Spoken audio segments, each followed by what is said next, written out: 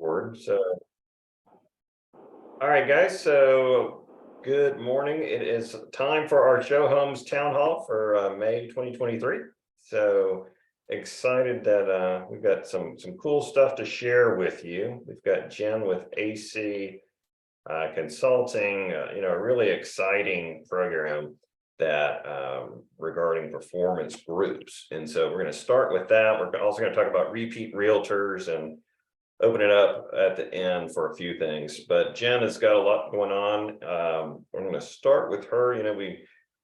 If you look back at our history with performance groups, we had our original PPG that was, I think a lot of people enjoyed, and now we've shifted. I think Lynn also has a group, but this is a new program that Bert and I, when we were at the International Franchise Conference, we met the guys from AC, which stands for Angela Cote Consulting. And so we've got Jen on with us. So Jen is going to navigate us through it. Hopefully you guys were able to see some of the stuff that I sent you in the newsletter on Friday, although I know that's Friday afternoon.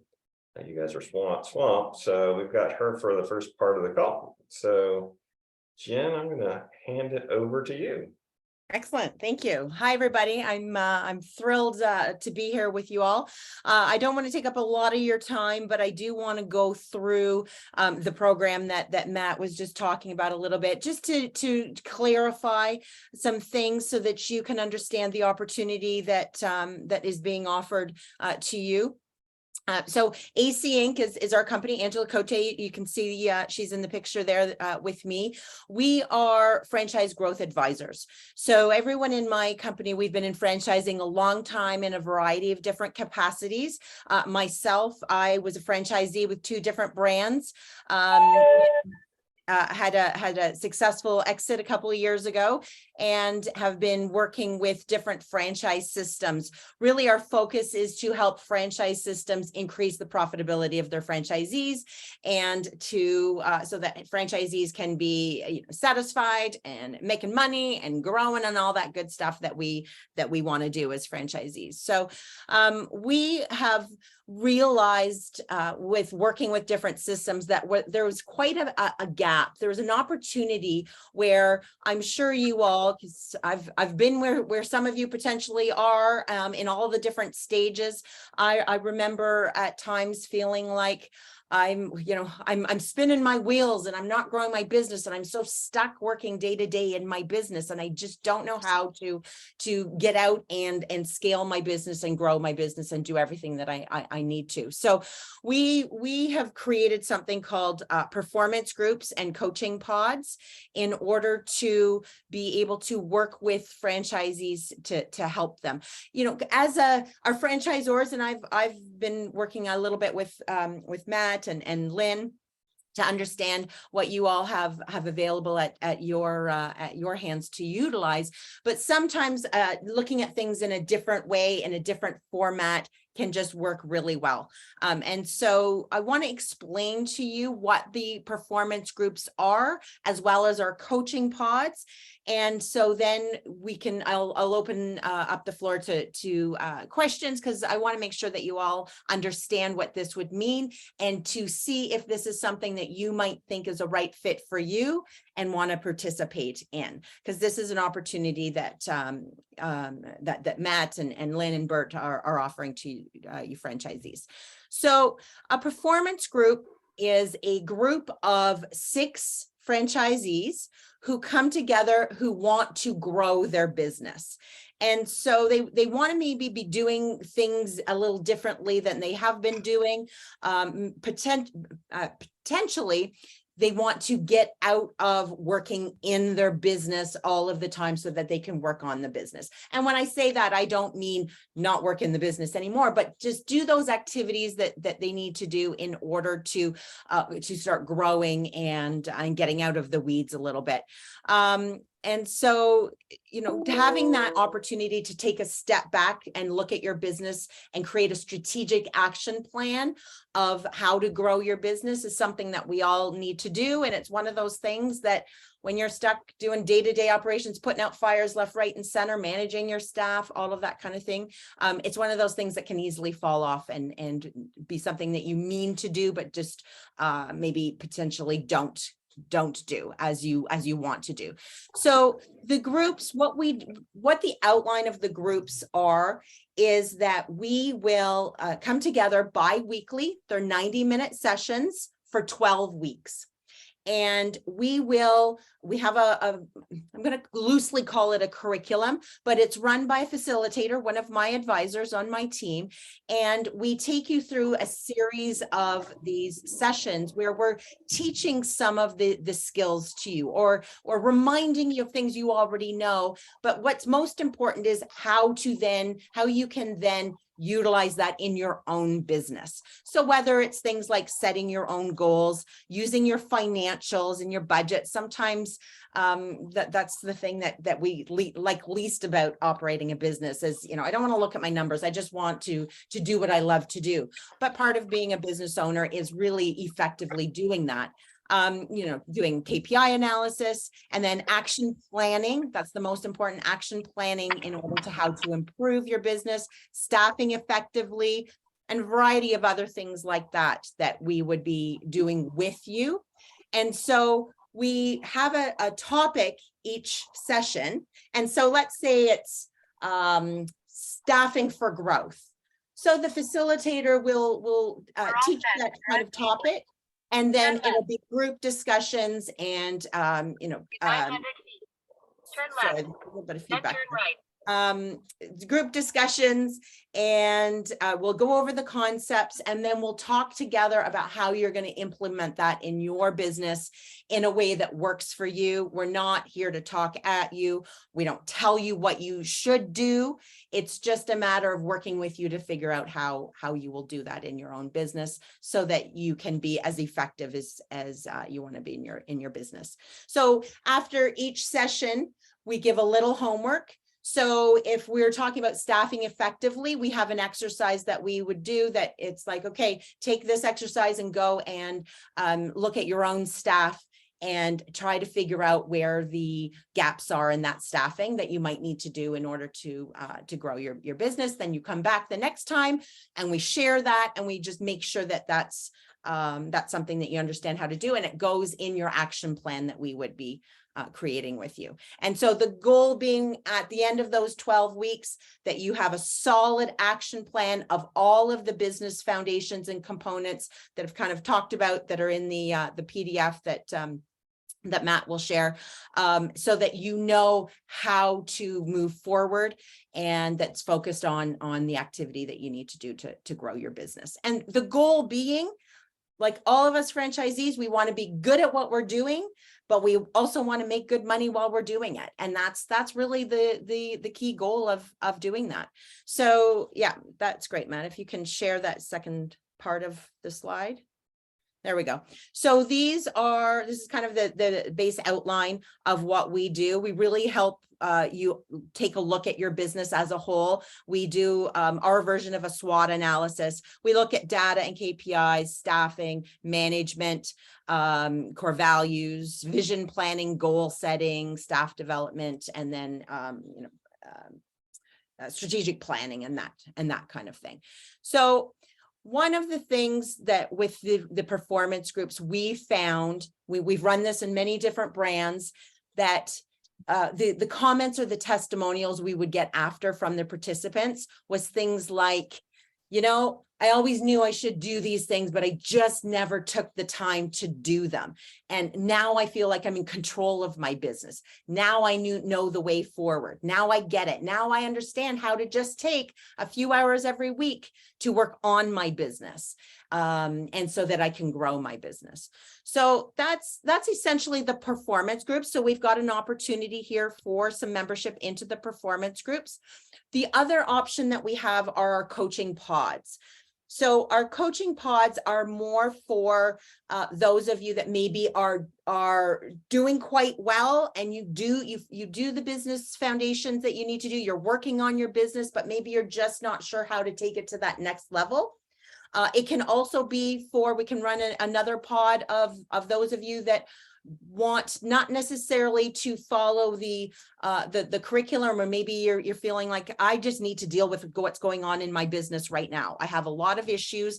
I have a lot of challenges and problems. I really want to focus really on my business right now. And so we do that in more of a group coaching scenario, where the 4, 5 with the facilitator, we're working on the individual business needs and helping you work through that, so that you're moving forward. That's what we always want to do, is we always want to be moving forward toward our goals.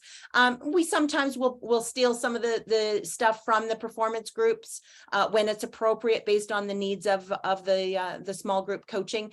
But it's not as structured as the performance groups go. So that's kind of, in essence, the 2 different things.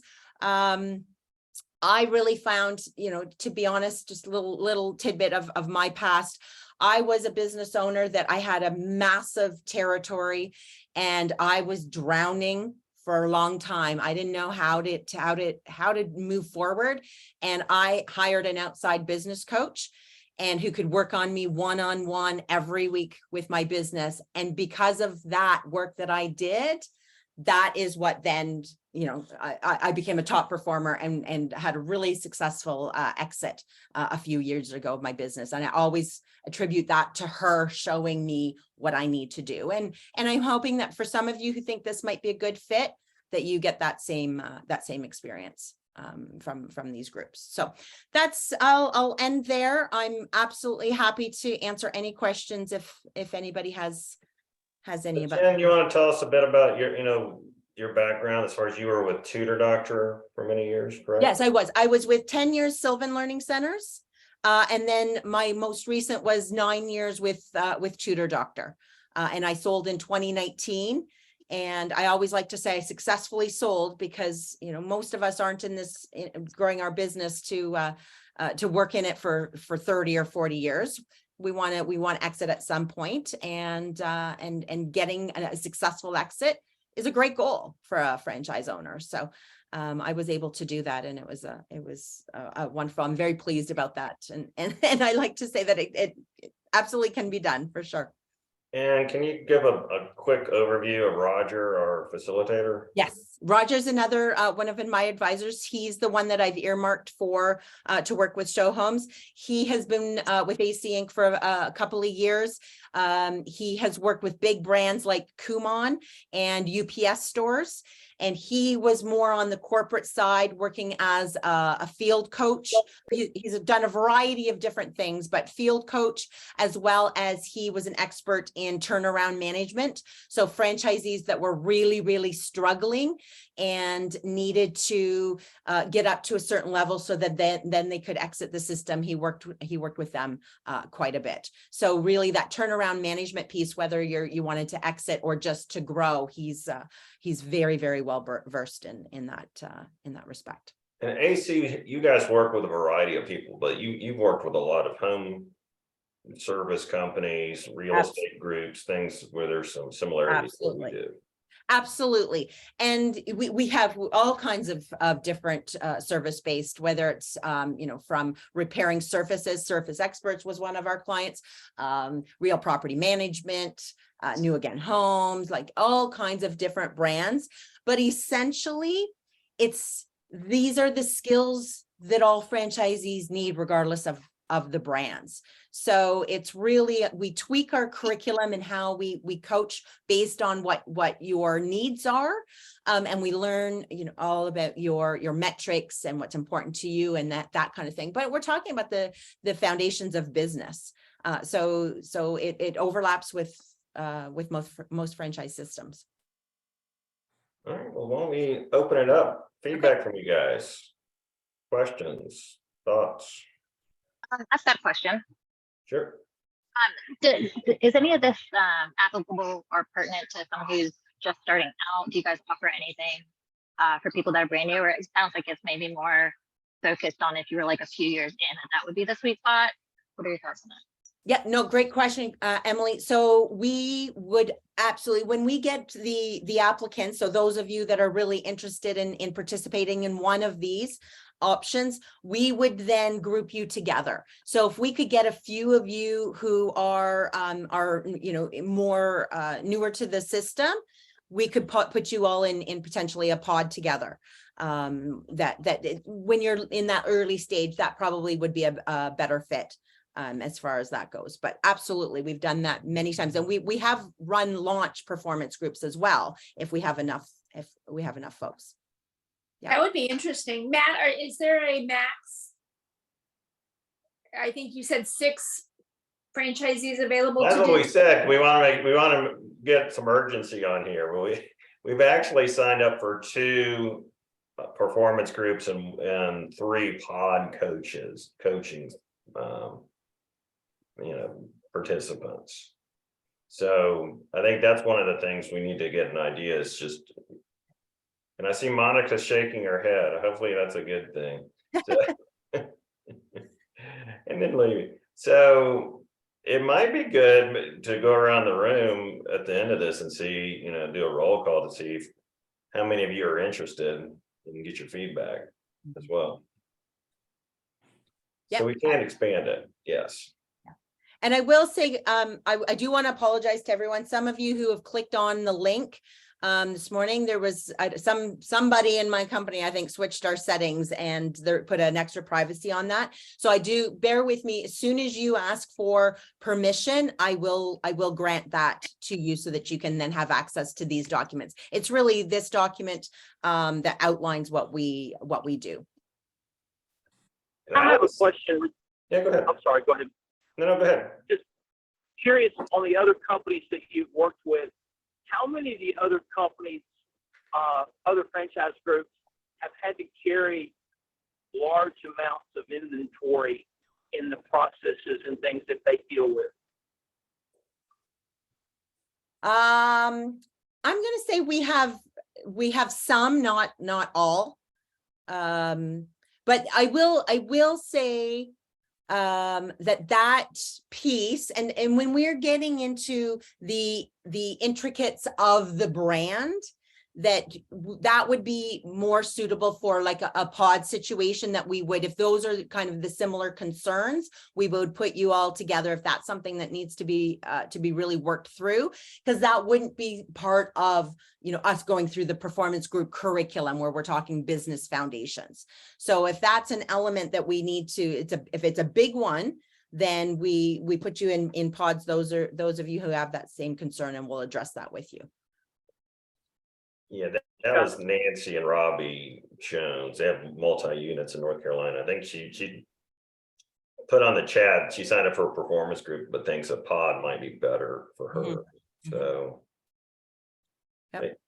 But we are open to this. So I can tell you that at IFA, which is the franchise conference, these guys have gotten a lot of buzz and excitement about what they're doing. There's no one really doing this kind of thing in franchising, and they've got like an all-star team of operations focused people. Most of the time you see consulting groups focused on selling franchises, and so that's one of the real differentiators, and these are people who've done it before, and just having I think a fresh voice to come in, I think, is really helpful with different ideas is a good thing. So and I think also, Matt, us being franchisees, most of the people on my team, we've been franchisees. So we really get it and we empathize, and we're here. Our focus is on you, the franchisees, and what your goals are and what's important to you. We don't come in and, to any of the franchisors, no offense to any of the franchisors, especially Matt and Bert, but we don't come in with their goals in mind as to what you should be at. It's really more about what your goals are for you, and let's help you reach those goals and figure out what you need to do. And this happened to me. I was told a lot, I should do this, I should do that, I should do that. It's like, I'm not going to do that because that doesn't work for me, but I'll do it this way.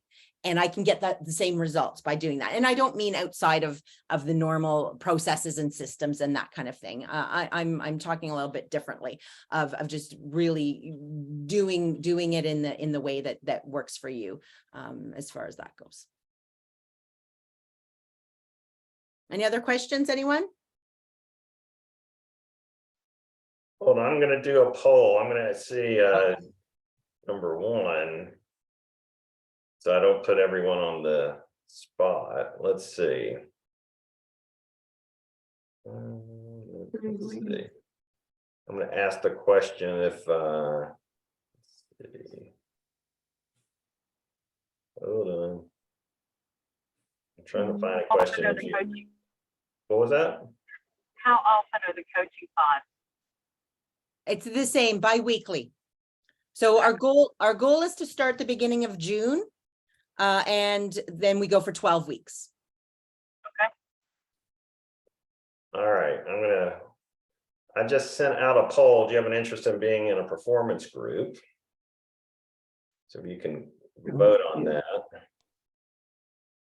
So we don't know if we want the pod. Well, I'll do a different one for the pod. How about that? Let's see. Hey, Matt, I'll just put in my comments. I mean, I think it sounds great. It's always great to have coaching and to have kind of a structured approach, especially if you're new, probably even more so than ever. When we first started many years ago, we had we had to focus on sales, getting our sales. And so we had a sales coach for about a year, and really got us focused on getting those relationships with the realtors, which for us was a key. And then later on, we've been a member of a PPG group, and yeah, it's been really good, especially franchises that are around the same level of experience that we have. So it's great to share best practices among everybody. So that's been really useful for us over the years. So just having a more structured approach and a fresh look at it, seems like it'd be a great a great way to go. So I launched, thanks, Chris. I launched another poll. Do you have an interest in being in a pod? What's interesting, the first one, the performance group, there are only four people said yes. The pod, we're at 9 right now 10. So, I missed it. I want to do the performance thing. I was on the phone, sorry. Oh, well, that's 5, okay. I said yes to both, so. Okay, that's okay. So if you guys, all right, you can, in that last few seconds, you want to vote here, that would be good on the pod, so. So again, Matt, if I understood right, so Show Homes has signed up and is paying for 2 PPG groups and 1 coaching pod. Well, I think we can adjust this is the Yes. reality. I think we've Absolutely. engaged the services with these guys. And so the initial thought was that the performance group was a good way to get started. But I think we also have quite a few, experienced people who maybe a pod is a better experience. So Jen, thoughts on that? Yeah, absolutely. Whatever is the best fit for your group, we'll pivot as needed. And I think the PPG is great. It's just, I think it's harder to get in person, just time, money, et cetera. So being able to do it like in a Zoom, setting is easier in some ways, or a lot of ways. So, Yeah. Well, Matt, I might suggest that based on you only had the 4, if maybe you created the two PPG group, or excuse me, the 2 performance groups. If you did a rookie group and a senior group, with that outside opinion and analysis, that could be a valuable resource. And I don't know that we would have a problem, signing up, being in a group, to your point, versus the way we've been doing PPG. This might be a new way to restructure that group for those who would want to participate. Yeah. And again, yeah, I think it's also good to have an experienced person in with some new people as well. And so instead of, but yeah, I think what we want to do today is just explain the program, let Jen introduce herself, gauge the interest, and then really the next steps, we'd encourage you guys to go to, if you, it's in the newsletter, but and it's also this same PDF is in the email reminder for today. But at the bottom of this, there is a link you click on. I think there is Jen, there's some kind of issue they have to ask for, get permission or something once they click on it. Is that right? Yeah, once they click on it, we'll grant permission and then they have access to it. And so the link in the email that was in the newsletter, we need anyone who really does want to participate, at least to learn more if you want. I mean, we've kind of clarified this morning, but we need you to fill out the survey. And so maybe, I don't know, Matt, if you want to send that email that you had included in the newsletter out again, or what have you, but that way it will ask you some questions about your own experience. How long have you been in business, and what's your comfort level with some of these topics that we're going to talk about? I do want to say one thing that was interesting. The last time we ran this, we had a mix in my particular group that I was running, and it was 3 people that were always, out of a system of 200, 3 people that were always in the top 10, always. And then the others were mid performers. They'd been, they have been around for a little bit of time, but the top 10 had been there for, some of them, 15, 20 years. And that group was equally effective as any other group, because those people that were the top performers and had been around for a long time, they were top performers despite the fact that they didn't run their business. They didn't use a lot of the business foundations that we teach to run their business. They were, working their butts off and just doing a good job because they were naturally that type of person. But those are the ones that were so thankful after. It's like, man, you made me take a step back. And now I can be more effective and more efficient as the business owner. And now I know how to scale it without me having to add another 20 hours of work to my work week, kind of thing. So it doesn't, it's not always as important that they have to come from the same amount of experience. But I think a nice balance would be effective. So Bert, I know you've been involved with the EO for many years, and performance groups are really what that thing is about. You want to give us your thoughts on just the whole concept and your thoughts about this program? Yes, we've found it, I think, to be exceptionally valuable. My forum currently has 6 members. Some have changed over time, but a number of us have been around for 8 to 12 years, committed to the same forum. And our format is 4 hours, meeting once a month, phones off, fully present. And we've gotten a lot of value out of it. We go through, if somebody has a serious issue, they can come in and ask for experience shares. We have created at different times a structure for accountability. Right now, if we fail to meet the goals we set for the month, we have to get our wives, or spouses, I should say, we have some female members, to write a check to the forum for $250. So that's enough of a sting to create some extra motivation. And I think, well, we've had a couple who dropped a lot of weight, and others who've done some other things that they just otherwise couldn't get around to. So yeah, it's been very positive. Awesome. Yeah, I don't think we'll be making you cut checks at this point. So, all right. Well, Jen, I know you need to jump on this, but I appreciate it. So thank you for your time, and we look forward to working with you guys. Amazing. Us too. All right. Take care, everyone. Have a great day. Thanks for having me. Thanks. Okay. Bye. Bye. So we signed a 6-month agreement with AC. I talked to a bunch of CEOs and their clients around the country, and many of them are 2.5, 3 years into it and are just huge fans, and it's had a huge impact on their business. So it's an investment. So thank you for Bert for doing that. But I think it's going to be something that will see some benefits. So any other feedback, questions, or thoughts? I'll add one thing, Matt, or underscore one thing. This is effective when you fully own your experience and commit to putting energy into it. If it's just something that you're going to pay a little bit of attention to on the side, you're unlikely to see the benefit that you really want. So keep that in mind and, sign up with real intent. Okay, awesome. Lynn, you have any feedback? You are muted. I'm taking us down. All right, let's keep going. Oh, I'm here. Okay. Sorry, I was talking with my microphone. No problem.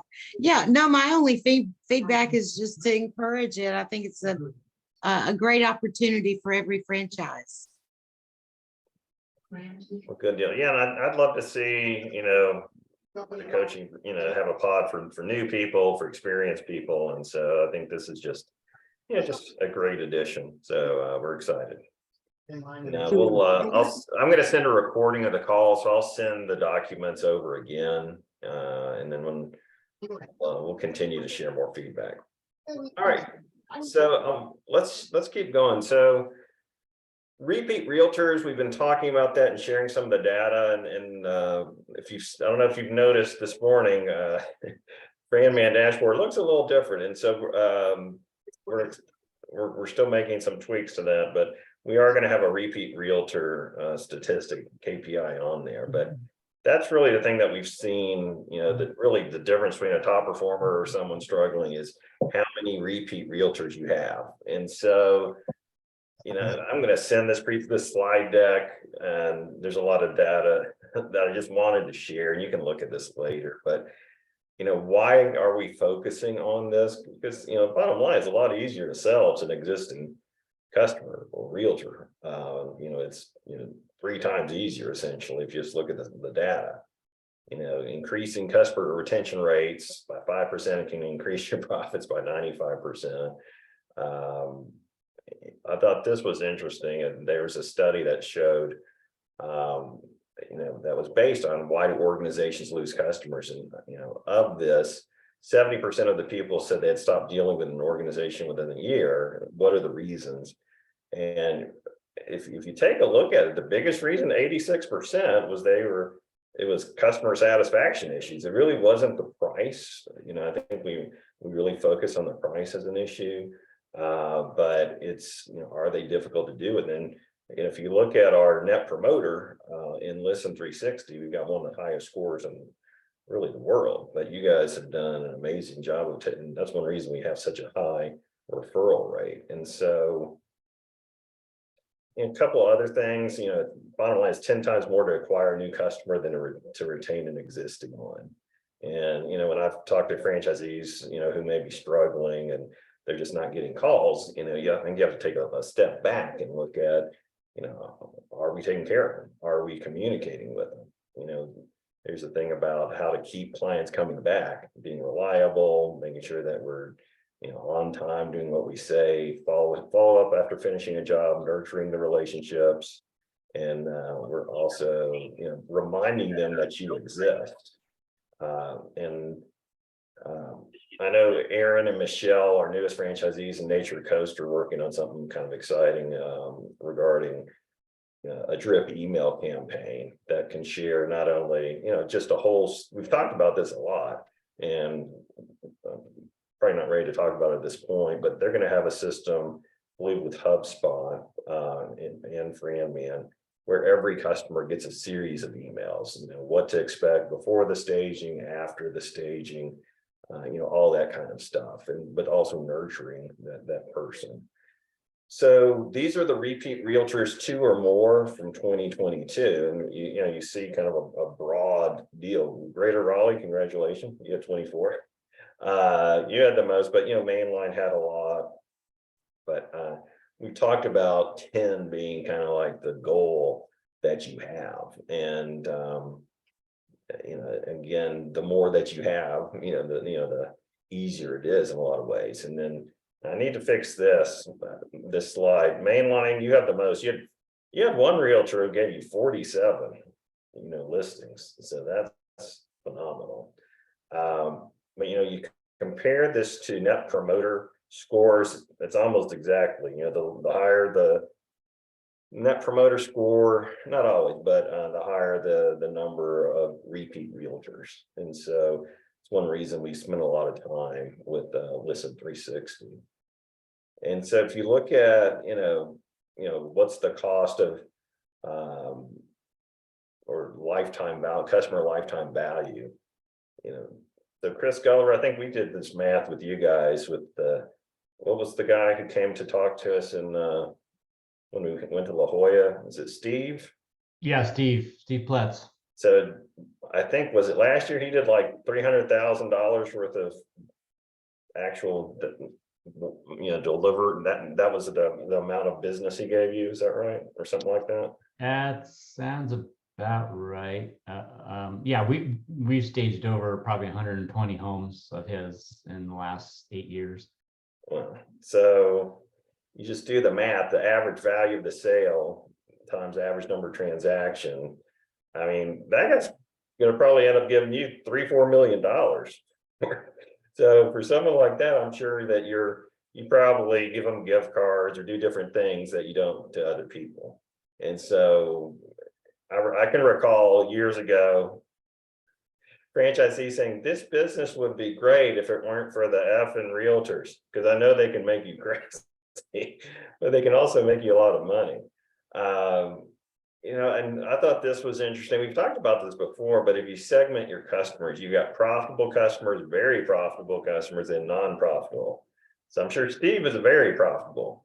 There are also the non-profitable. There's some that you probably need to fire who you're wasting a lot of time and energy. So that may be a different conversation, but this is kind of a good exercise to look at once a year. So the voice of the customer, and you guys can run this yourselves in Listen 360, but if you take a look at this, the green little circles, that's these are happy people. And the bigger the circle, the more that they're talking about, happy. And so staging, I think they're all very happy. For the most part, the staff, they like professionalism, efficiency. Where we see the lowest scores, it's always price, because if they're not happy, they default that they're not, or they don't see the value. That's going to be where they see the biggest issue. But communication, as far as actionable items, that's the biggest thing we hear over and over. It's just poor lack of communication. And so that's, again, that ties into getting more repeats, because if you get a negative, there's a saying, you get a positive review, you get 2, they might tell 2 people. If you get a negative one, they might tell 20. And they can also say lots of negative stuff on Google. So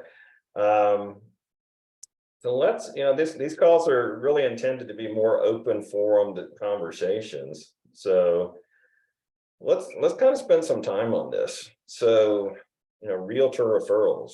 So we'd like to start and give us your feedback. Are there things that you're doing that have been helpful? Are there marketing tools? Are there, so I'll just start. Chris, you tell me, since you're at the top of my deal. So what do you guys do do you spend time talking about getting repeats from realtors, and what are the things that you focus on that have an impact?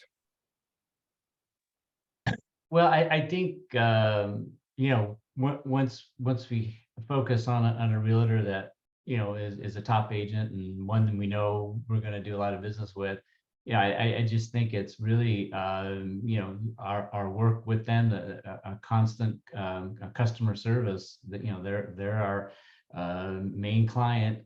And, we work hard to make them happy and their customers happy.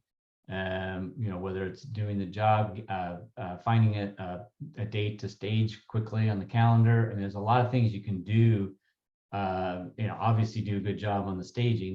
number one, but all of those things, of course, you know, we do our email campaigns to them.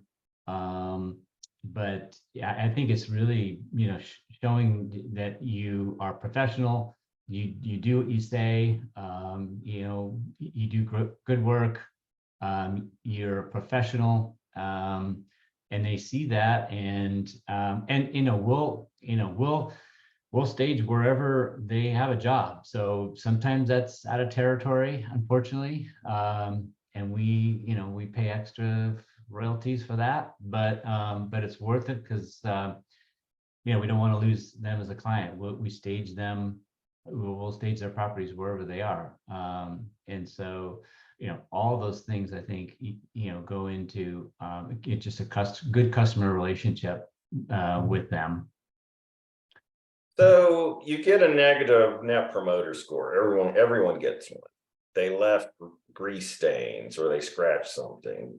I'm sure you've had something like that happen. So how have you addressed it in the past? Well, obviously, it's like any issue. You know, you address it right away. Both depending on what it is. If it's a complaint about the staging, we'll try to fix it. And you know, we just respond to it quickly, jump on top of it, and get it resolved. I mean, I think that's really ultimately, you know, we're here to help sell the house for the client, and that's what the realtor's there for. So, you know, we just help resolve the issue as quickly as possible. Awesome. Yeah. All right. So Monica and Allie, the leaders last year with the most referrals from a single agent. So why don't you walk us through kind of how'd you get 47 with one person? Let me start there. I'm pretty sure that's Robin Gordon. Is that correct, Matt? Do you know who the agent is? I don't have the list in front of me. I showed the data, showed 47 for one person, one realtor. But That realtor, can you hear me okay? Because I know my supervisor, my microphone doesn't work now. Can you hear me okay? yeah, go ahead. Okay, so Robin is a very large realtor. I think she did 110 million of sales in our territory last year. She's one of the top agents in our territory, and so she moved all of her consultation business over to show homes exclusively. So every listing, we cover the expense of a consultation with her client, and we write a report. So that's why we do so many units with her. And then, of course, that's always an opportunity for us to be able to sell our other services with those clients, whether they need, you know, supplemental or restyle staging or some renovation work or update or flooring paint, etc. And I think that we got that business because one of her good friends is one of our repeat agents. And she'd been talking us up to Robin. And I think that was accelerating Kristen in terms of how you maintain your repeat agents one by one is to make them a priority. Make sure that you listen to what it is they're trying to accomplish in each project. We try not to. I think we're having trouble understanding you guys. I don't know, we might need you to call in or something. I feel like you had really good content. We can't understand it though. I think it should be closer. Okay, maybe if I'm closer to the microphone. There is we that any go. better? All Okay, right, why don't we start over? Because I don't think we understood anything you said.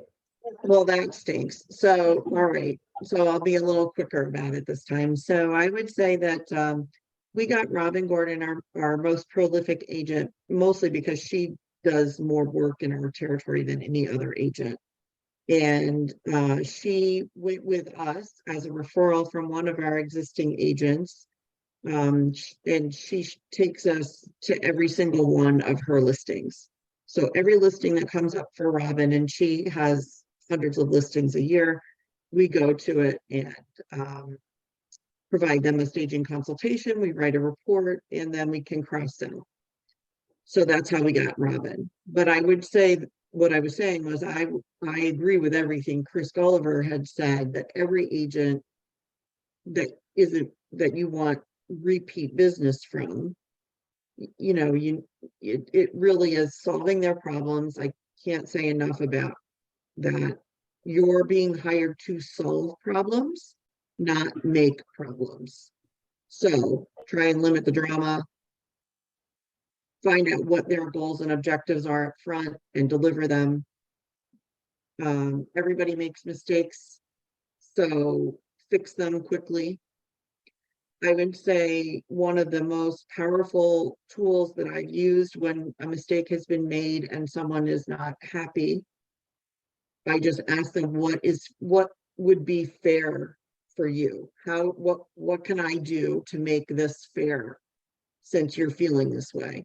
Sometimes it's a little bit of money back. Sometimes it's some piece of furniture or accessory. Sometimes it's having the painter come in, you know, because we just bring our painter and fix.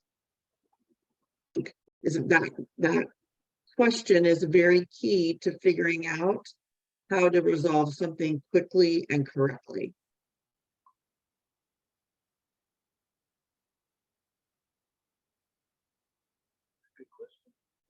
I think you're frozen. Okay, awesome. Well, thank you. That's great feedback. Thank you. So, all right, Lorraine and Raleigh, you guys get almost 100% every time. You want to share kind of what your kind of philosophy and Yeah, I concur with Chris and Monica about you know, a lot of times things will happen at homes that really aren't even related to our staging. And we always try and make it right, you know, unless it's outrageous, you know, and totally not our fault, but we just go and take care of it. It makes people happy. And like last year, we had a client that said, you know, somebody knocked one of the rails off of the front porch. Well, we didn't even have anything on the front porch. We went and fixed it. And as a result, we got 4 more houses from them. We had another client where the basketball hoop out front, the backsplash got broken, and they had no proof it was us, but we went ahead and ordered the thing, and we got 2 more houses from them. So, I mean, sometimes you have to eat a little bit of the money because then they're just going to badmouth you. So, you know, especially if they're in a big office with other realtors. So we just find that we make ourselves very accommodating to the agents that do the most business with us. I will bump a first time staging job maybe to another date to accommodate somebody that does 25 or 30 houses a year with me. You know what I'm saying? So but yeah, we just repeat agents are huge. And we try and do the best we can. And like Chris says, we'll go out of territory or do whatever we have to do to make it work for them. so at one point you guys had a full-time handyman. We still do. So, you know, now we do a lot of updating with painting and changing out lights. We do a lot of these you know, the all-in-one LED lights that replace all the can lights. That's one of the big things that we do in our updates with some of our realtors want that done in all the houses. It gives you can place whatever light you want. We like daylight, and it just brightens up the house. So Jose, you know, we have our maintenance guy work on those and different things. And then of course we have vendors for, you know, but I think that's an important one because your guy Jose said his name, whatever. Yeah, he's like Jose's our load master. I mean, he started. Remember, we had all those home managers, so he started as the maintenance guy. Kind of, he would help move our home managers and stuff. But he's amazing. If you can find any kind of a handyman that can also Loadmaster and, that's versatile like that, he's worth paying extra to.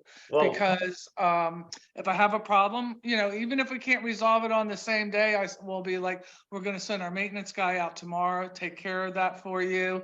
And yeah, it makes everybody happy. And they Well- feel like they've gotten something, and we rarely give people money back, because we want to make it right the other way and keep our money, type of thing. But, Yeah, it's a really I'm good sure if point. that happened, we would, that too, but, yeah. And he So- can do those little things that the realtor probably appreciates. Oh, yeah, they love it. And like Monica, we have a couple of agents that they call us they call us when they're going to their home, the first time they're going to their homes, because they want us there. They want us to be the bad guy. You know what I'm saying? As far as repeat realtors, they want us to be the ones say, oh, your house is lovely, but the harvest gold is not, a popular color, and it's going to slow your sale down. You need to paint, and, you need to do this, you need to do that. So, anyways. So we don't hear a lot about full-time or handyman. Most of the time, it seems like people are hiring that. So that may be something for you guys to consider, is having a guy on staff who can do that kind of stuff. It is, especially if you do updates. Right. It makes a big difference. Absolutely. All right. Well, thank you, man. That's Okay. good stuff. Thank- So Nancy and Robbie, how about you guys? How about realtor referrals in your area? And you guys started with Triad and Asheville. You're our only two, franchise of the year with two different locations, and you had to probably work to fix some broken glass or whatever you want to call it to get realtor referrals in Asheville. So you want to kind of walk us through? I know some of it may be repetitive, but what have you guys done to get Well, that? it's pretty much the same thing with that Chris and Monica and Lorraine were talking about. But the one thing that we do is, even during downtime, I touch base with all of the forefront with them and keep our name on top. But we are known really in both locations for how quickly we solve problems, and how quickly we answer and respond to realtors. And that's one thing that they love about us. And that, if we don't have what we need, we find a way to get it. As far as what we need to make a house look right, we do have the luxury of the two locations and two warehouses. So sometimes we can rent from one or the other to make a staging job right. But if we have an unhappy realtor, it's all about communication, every bit of it. How quickly you respond, how quickly you solve it. And sometimes it's just changing out a rug or a piece of art. Nothing major. We've been very. I think we lost you. Okay, thank you, man. That's good stuff. So Marissa down in Miami, you with us, Marissa? Miami and Coral Gables. Can you hear us? Yes, I hear you. I hear Awesome. you. I'm a guest and we invite So Marissa, you're having a big year, big increase. So congratulations. Thank you. Thank you. You're very busy. So Yes. so what do you guys do? I mean, you've got some really core realtors for Coral Gables. I'm sure you had to, buying Miami, you had to kind of move to a little different area and build some new relationships. So I have, well, I have a couple of realtors that already worked that area, one in particular, where she worked, Miami, Coral Gables, the beaches. She's actually based out of Miami Beach. So that worked out well. But but in that area, what's really helped me are the Google ads, really. really, But that's good to know. yeah. So, but in Coral Gables, like that's where I really have my strong referral base in Coral Gables. So what are some things you do to nurture those relationships? Well, I think it's what everyone's been saying, like really do an excellent job, and I've had realtors where, at the end of the year, I give them a gift and they're like, oh no, you don't need to give me anything. I just want you to do a good job. And that's really what they care about, and about solving their problems and making sure the houses look good. And, it's just no drama, no headaches. And So being fair with the You hear price. lots of stories about the psycho realtor who goes off, and I'm sure all of you've had to bite your tongues before and not go off on one, but have you had a situation where you took one of those angry realtors and converted them into a referral partner? Oh. Well, I've decided I don't work with psycho realtors. Yeah, really, I worked with a top agent that she complained about everything the whole entire time, and I decided I don't want to work with her. So there are realtors that they're top realtors, but they're just too much of a prima donna, and I don't want to work with them. So I've kind of like scratched them off my list. Okay. And so I try to work with other realtors that aren't so special or think of themselves as, Right. so. Well, I was talking about, so that's, I guess, that's a good, maybe that's a segue. Have you fired a realtor before? Is that something that you go through? So Pratt, how about you guys? Have you gone through that process before of no longer working with someone that's not a good fit? Oh, yes. In general, what we try to do is head off any problems up front. Like, we spend a lot of time developing a personal relationship, not only with the realtor, but with the client. And because the realtor is going to call us back if the client had a good experience, the house looked great, and they got a quick sale. And like Marissa just said, no drama, just, here's a great job for you. We got it done to your schedule, and you had a successful sale process. So we involve we have a very strict process we follow. Once the service, generally I'm involved until the service agreement is signed, and then it gets turned over, and it's been Junie, but now it'll be me and Shelley more, but we just have a regular template of email schedules we follow up, to explain to them what's going to happen on staging day, when people are going to arrive, and then we deliver on that, and then we follow up about a week later to see what the initial feedback on the house has been, and then we follow up a few weeks after that. And then we always, same thing when it comes to D-stage time, they're kind of involved in the loop all the time, and so we get, our reviews are always about how great we are to work with. We were great to work with, and the house looked great, so that's what we kind of really focus on. We do occasionally get, we call them PIDAs, pain in the ass. And we have good PIDA census. And when those people call, none of our repeat people are like that, because like Marissa, we don't attempt to retain their business. But what Shelley always tells me to include the PIDA fee, so we don't even try. We kind of, when we send them the proposal, it includes a PIDA fee that they don't see.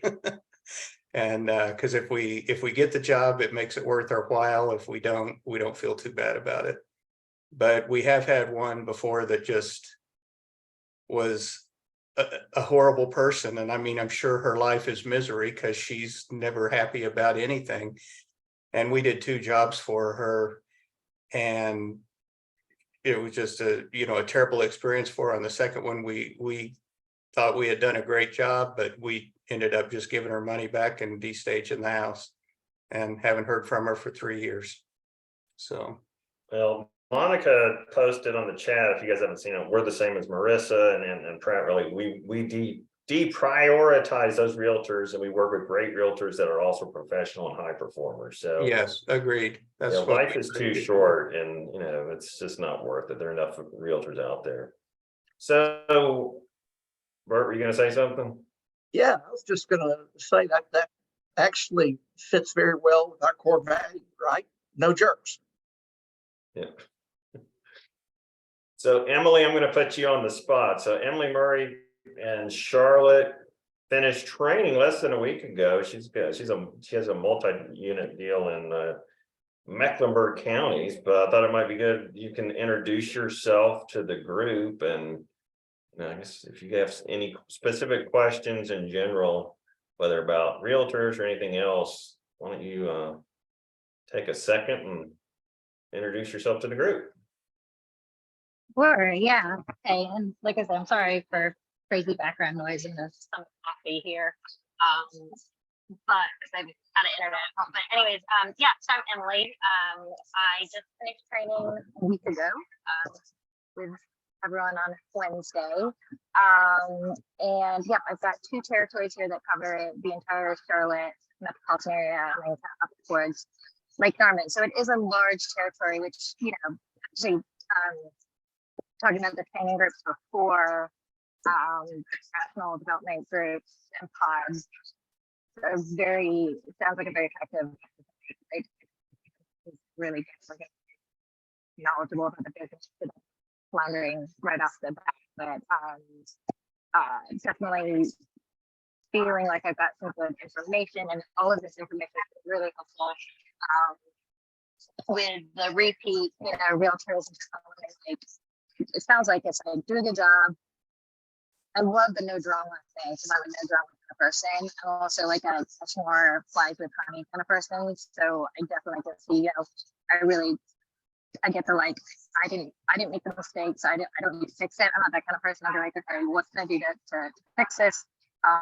Regardless of whether it's you or not. So I can appreciate that side of things. So some good information there that I can really work off of. I had my first interaction with real estate agents at a neighborhood Cinco de Mayo party that they actually were throwing. The realtor group was throwing the party, and there's a lot of friends in the neighborhood. But I was pretty nervous to just like go over and even just like start talking to them, but then realized that, you know, they were throwing that party as part of their business. So me going up to, you know, introduce myself and introduce my business is, you know, it's appropriate. And, you know, being a businesswoman is something new to me. So, yeah, just kind of learning how everyone is interacting and yeah, I appreciate all the insight from all the other franchisees. It's kind of my favorite part about Joe Home so far is just all the other franchisees and good information. Okay, awesome. Yeah, sorry, rambling there, we will but see you I in appreciate person. that. We'll see you in person in Dallas. So, all right, I'd like to see. I'm going to go around the room real quick. I always want to. You're probably tired of my question group. Knowing what you know now, what would you do differently when you started? So, give me 2 things, because I got not only Emily, but I got Michelle and Aaron in Florida. 2 things, 2 nuggets of things that you would share for them to be successful for a quicker ramp up. So Nancy, Robbie, 2 nuggets real fast. Staffing properly. And what would you change? Understand and have a lot of patience. Nancy, Okay. did you say pricing or staffing? Staffing Staffing. properly. Pratt, how about you? Okay. Yeah, I was thinking about it. I was gonna say, don't be afraid to get the staffing in that you need quickly, because we really worked our butts off that first year when it was just Shelley and I. But once we started bringing people on, it helped a lot. And pricing is a very difficult thing to set when you're starting, because you don't really know your costs or anything like that. But ask around to the people that are on this call, because I always found we called a lot of the experienced franchisees and chatted with them, you know, ones that had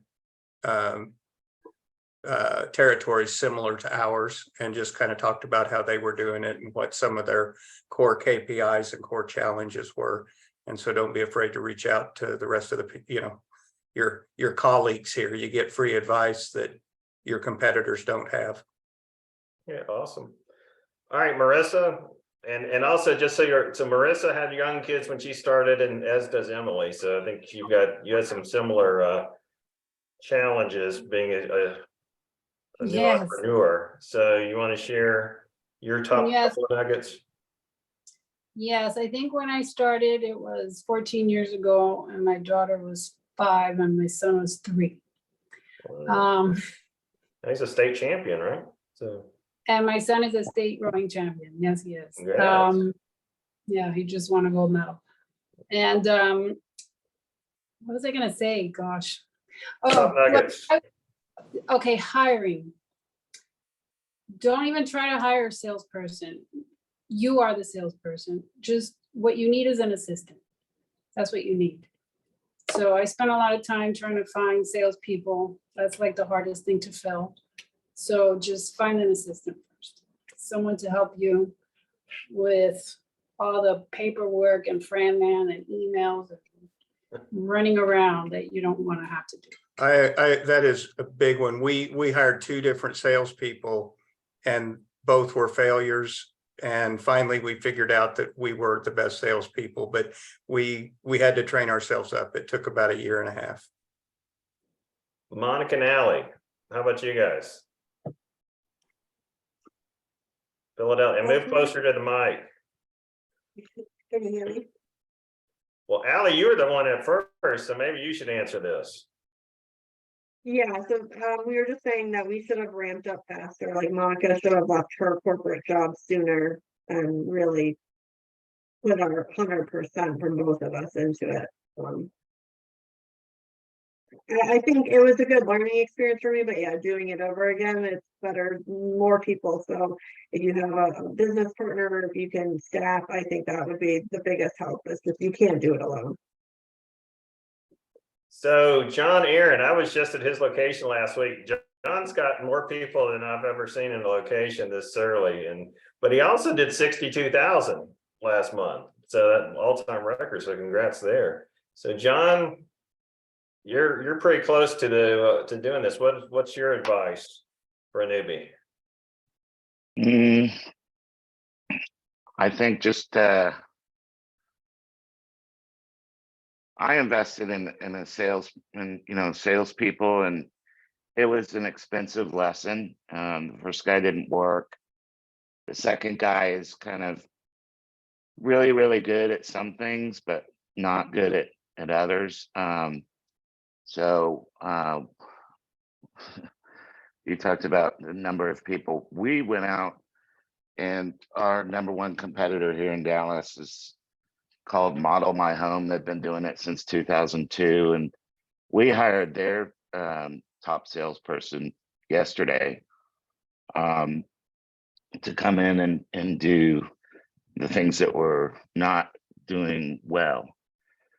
But I think that's been the biggest thing with me, is trying to craft the right balance of the team and grow fast enough to keep up with this, large overhead that I have.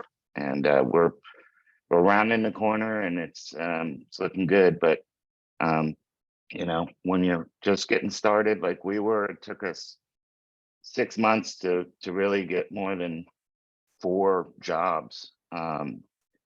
But since the conference last year, where we learned so much from all of you, that's when our business started taking off. So definitely take advantage of the other franchisees, and don't be afraid to call, ask questions, get guidance. I think that's been really, really important for us. Awesome. Thank you, John. So Monica and Ally said advertise, advertise, advertise. So I know John comes from an advertising background. So in reality, you need to turn it on and leave it on every month. And so Chris Gulliver, one of our elder statesmen, you want to share some of your thoughts, nuggets? I beg your pardon, Matt, am I? Well, not elder as far as tenure at Show Homes. You and I are about the same age. Yeah, I think it's just, get help, whether it's staffing or a larger warehouse. You can upgrade in increments, or it's getting a van or a small truck. Every time we made a decision like that, we were glad we did. It's a big step. But, if you grow your business right and you do it in increments, then and I think it's good. In terms of staffing, yeah, it is again, one of the real critical things. Your biggest expenses are, besides royalties or payroll, and your employees, and then your rent. So you got to do it carefully, but knowing the right skill set that you have on your team, we are all good salespeople, but if you're not, then maybe you need to hire salespeople or train yourself to be a better salesperson. We took some of our stagers that you wouldn't think is a skill set to do, logistics and planning and managing our inventory. One girl on our staff, she's been with us 6 years now. She was a whiz at not only staging, she's the lead stager, but she also is a whiz at logistics, helping do our job calendar, and then she manages stage force. So we just don't, Lisa doesn't, she gives her the guidance and then she manages the whole inventory. So knowing the skill sets and even with the people that you have, giving them other things that you might not expect they can do, it all helps you, with your business and get the results that you need to. So. Awesome. Thank you, sir. Good feedback. So we're running out of time. Does anyone else have any advice for these guys? There's our friend Brian Thomas. Yeah, I'm so late. I'm so sorry. You have any advice for some of our newest franchisees, things you would do differently, knowing what you know today? Schedule your time better. I dropped into a D stage this morning that went too long. For me, I'm still pretty new. Well, I guess I'm 2 years in doing this. I think learning how to my biggest learning in the last year has been knowing when my inventory it's time to go.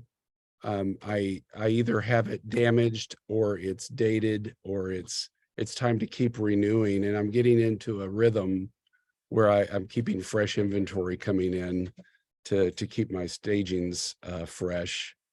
Learning how to delegate with my staging team. I have a tendency to jump and try to do everything, to try to dot every I, and I'm not a master of all. And so kind of learning to bring in the right talent to kind of create that toolkit. And that's a continued learning for me. Learning to treat this, and I heard this at our last conference, and I think it was Nancy said it, but it's treating your business as a business and not a hobby.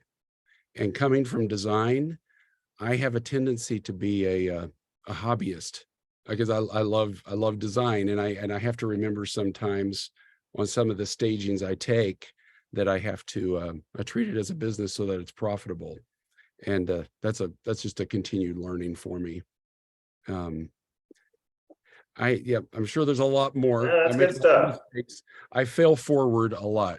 So, but yeah, you had a record year last year, and looks like this year's cranking as well. So good deal. Thank you. So Emily's just Hey, finished Brian. training, and she's probably the overwhelmed stage with drinking from the fire hose and trying to figure out where to start. So we've got Aaron and Michelle, who are, I guess, a month ahead of you in some way. So I'm just curious, what are the things that you're struggling with? What's keeping you up at night? Things that you're trying to what are the top things that you're saying, holy crap, what do I do? Because you've got a big supportive group who can help. Before I interject, Nancy had something to say. I was going to tell Brian that's Robbie that says that to me every single day. So I have to give Robbie credit on the quote. No. Nice job, Sparky. I do remember it was Robbie. That's right. To answer your question, I think it's just swallowing the tongue on spending money and making investment this early on. Every day is another, need to sign up for this, should get this, consider this, make this business decision from an investment perspective. And my mom and I are fairly frugal and conservative people, can find good deals, but there's still a lot of money to be spent right now to get started and things that must happen, or things to invest now, knowing that it's a good decision later, like Stage Force, for example, or what have you. So I think that's just a mental battle, I would say, that we're struggling with. So Okay. hiring is scary because that's a big investment at someone's potential livelihood or part of their livelihood. So any advice from you guys on that? Is it swallow the pill and do it? You'll be happy you did, essentially. Yeah. Yes. You can't afford not to. That one as well, so. Something that I will offer in regards to the staffing piece, consider hiring people to do the job, not necessarily as a full-time position, but I like to say they're on call, part-time and on call. So there's quite a few people that I have found that are willing to step into that kind of role. They like the flexibility, whether they're a little bit older and don't need a full-time income, or they might also be mothers who are busy with a lot of other things around their family, but yet they love to jump in and have an opportunity to be creative and to have a part-time job. And then they're feeling they have that sense of fulfillment because they can still do things. And so as you're growing, I would say consider some of those part-time positions. And one of the things that's helped us to be able to manage that kind of a schedule with our part-time people is we say that we do our stagings on Tuesday, Wednesday, and Thursday. So that allows our staff to be able to fill the rest of their week with other things that they need to do. And then I know that some of those other days are staff, like not staff days, but the other kinds of business activities that I need to take care of. And so just those are some things that we have learned to take away from that feeling that we have to hire everybody as being full-time people. Good feedback. All right, so, well, Emily and Aaron, Michelle, you've got a very supportive group, so definitely reach out, and they're more than willing to help. So last couple minutes, I do want to come back to AdPlore and just advertising. You heard advertise. So Marissa, you touched on how you got a lot more Google ads, correct? When you started into Miami, that was one of the things that helped drive business. Yes, and yes, the Google ads, and the other thing that I've focused on is on getting reviews. People call me because I have so many really good reviews. So, it's really all about relationships. So when I meet people and they're like super excited about staging, I start planting the seed early on, saying, if we do a really good job, it would really help me if you wrote a really nice review for me. Well, sure, we'd love to do it. So, on the day we're picking up, I remind them again, hey, remember, we could use a good review. And so we send them the link immediately, like the day we're picking up or the day after, and they're still super excited about the results they've gotten. So you've been working with AdPlore for a while, but I mean, it took you a while really to get a rhythm and editing. So it's not just set it and forget it, correct? It's definitely not set it and forget it. It's something we work on, weekly. I have Melanie, she does my social media and my newsletters, and my Instagram. So she takes care of that. And we have monthly meetings with AdPlore just to review the numbers, to see how things are going. I will say that AdPlore doesn't really capture all the leads that come, because a lot of people, I always ask, how did you find us? And they'll say, oh, I Googled it or on the internet, which is really vague. So I can only attribute that to the Google ads, even though, they might not call you directly from the ad, but they're definitely coming from the online leads because, I guess talking about my next hire has to be, my next hire, I keep thinking so many different things, but do I need a salesperson? Do I need an assistant? And I think what I need is somebody to just pound the pavement for me, somebody to go out there, go to the open houses, you know, just an assistant of sorts, to just kind of be talking about show homes Right. in that territory where I'm not really well known, but am getting traction just because of the Google ads. Okay, good. And Aaron posted in Nature Coast after 3 days of having pay-per-click, they got their first cold call from Google. So congrats on that. So, Yeah. so Leanne, we haven't heard from you yet on this call. So how are you driving traffic since you're the leader in realtor referrals? So I know you were That just may be how I'm putting it in Fran Man. I don't know. You're a big Emma person. So Go ahead.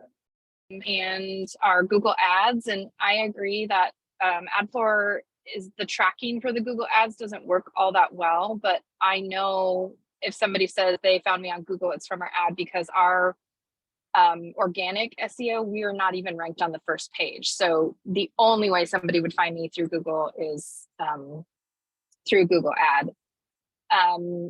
So we get a lot of calls and emails and inquiries through that. I would say the other big thing for us is presentations, so firm presentations. So I'm trying to do several of those a year, as many as I can really.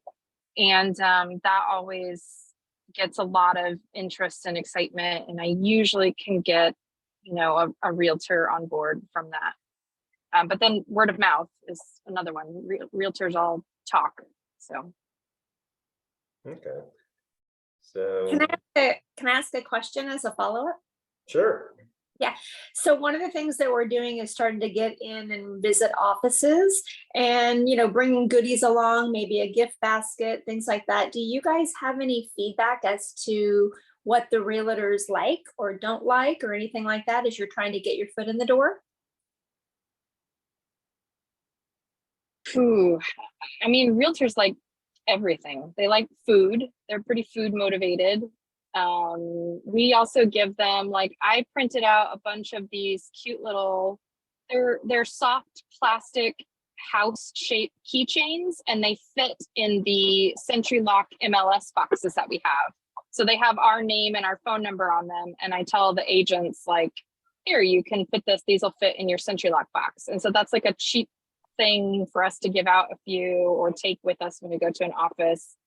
And it's something that they will use. They always need keychains. So Can I add something to that? Sure. Michelle, we have found, especially here in Asheville, that our realtors really love it when we take them things that are made by local artisans or food companies. They really like and appreciate the local things more than just a random gift, that because we used to just put together just random food baskets, but when we started making them come from local companies, they really got on board, and we actually got quite a few calls from those. I know at one point we had a lot of tape measures that had show homes on it because they always need one. So there's lots of different things you can do. The artisan thing, I've seen people put books together. So all those things are awesome. So by the way, I did want to show you guys something just on a different topic. You had mentioned tracking. So I haven't gone over this. I don't know if you can see this, but I use a different company to do franchise development tracking. And so we've added source and campaign to the franchise inquiry. So we can do that with, thank you, we can do it for you guys. Because if it doesn't show up, then I know it didn't come from that lead. So I have an idea of where the leads are coming from. So that'll be something that I'll work on, because I think that would be something of helpful. So just thought I'd share that. So last couple of minutes, anything you guys want to cover? Anything, whether you're struggling with an area, want feedback, something you want to share that's working, best practice, tool? Well, actually, I meant to do this. Oh, you have something, Brian? I was just going to say, as we think about what realtors like, I've been having some good success with kind of advertising. When I go in and do a bid, I leverage my Emma as a added value to the realtor. And so I will, when I get, and that's how I get their pictures, I get professional shots. I'll work with them for them to get the professional shots sent to me, and I'll do an email blast and include them and advertise any open house. And what I'm learning, I'm starting to get some realtor referrals, and they'll bring that up. And on a couple of occasions, they'll have my emails and they'll actually show them themselves to the client, say, hey, this is the kind of thing that they do. And I sell that as an added value, but they see that as a benefit, and I'm getting some referral through that. Just I thought I'd share that. I want to say, Brian, you led the league in emails for the Emma last year. Was it like over 200? So Yeah, I've been a little bit behind these last couple of months. I'm going to try to pick it up. So there's so much we could cover. I do think it'd be useful for the people who went to High Point. I did one summary from Aaron. Nancy, you sent me something, but I'd already sent out the newsletter. Can you give us a quick high level overview of your highlights from High Point? It really was a lot of color, a lot of deeper colors coming back. The jewel tones are back in the emeralds and the burgundies. The coppers and any form of orange was back this year. A lot of texture, a lot of organic. The hides were huge this year. But some of the cool things were the outdoor play entertainment things. You've got the outdoor pool tables, the outdoor ping pong tables. I'd never seen that before. The outdoor poker tables and foosball. There was just a lot more focus on outdoor, with a lot more companies carrying outdoor furniture than usual.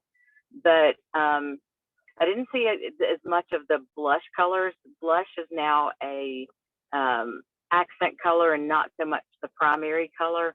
But anything you do with still the navies, the blacks, the brushed champagne, brushed nickel is kind of out.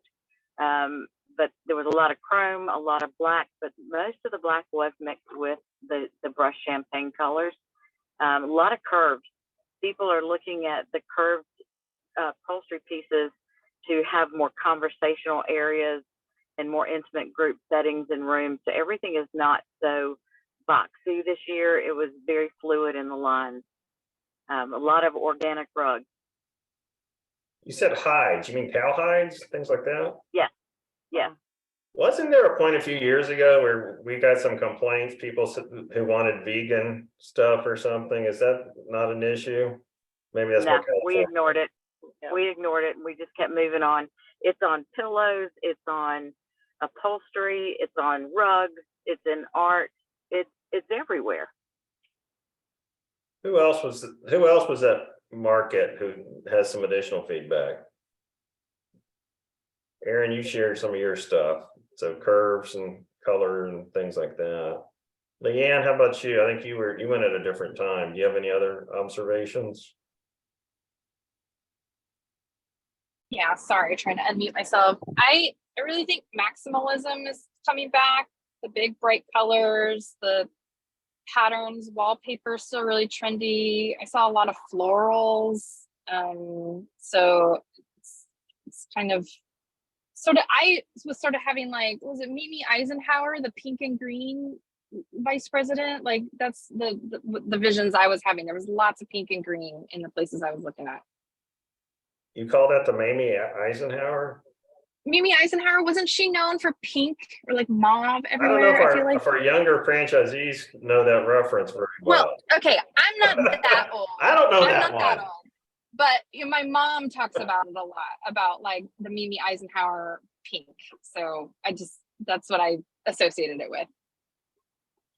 So Hey, Nancy Matt, said, I was gonna say from an update standpoint, one of the things that was turning out to be a big no-no now is granite. Since we do a lot of painting and floors and countertops, granite is a big trend away and going with quartz a lot or something other than granite.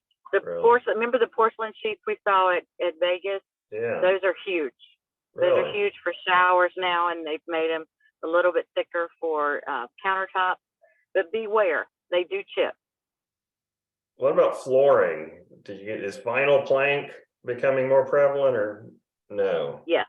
Well, LVP and SVP are both still very, very trendy and very popular.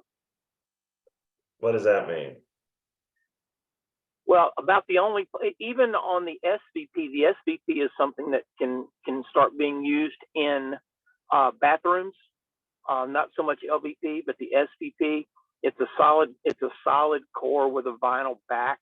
So it's sturdier, mimics hardwood a lot better, but it is more durable. Okay.